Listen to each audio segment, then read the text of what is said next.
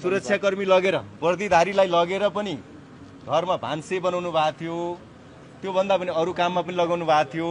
अनि ड्राइभर त उहाँले अर्कै खोज्नु पर्थ्यो नि, सुरक्षाकर्मीलाई लगेर पिएसओ लगेर ड्राइभर बनाउनु भएको थियो, ड्राइभरको पैसा बचाउनलाई, ड्राइभरलाई दिने पैसा बचाउनलाई।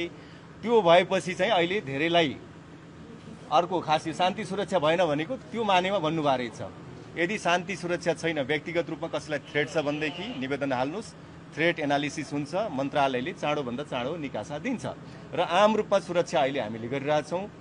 जे चाहिँ प्रहरी पोस्टहरू चाहिँ भत्केका थिए, नासिएका थिए, त्यसलाई हामीले पुनर्स्थापना गरिसकेका छौँ।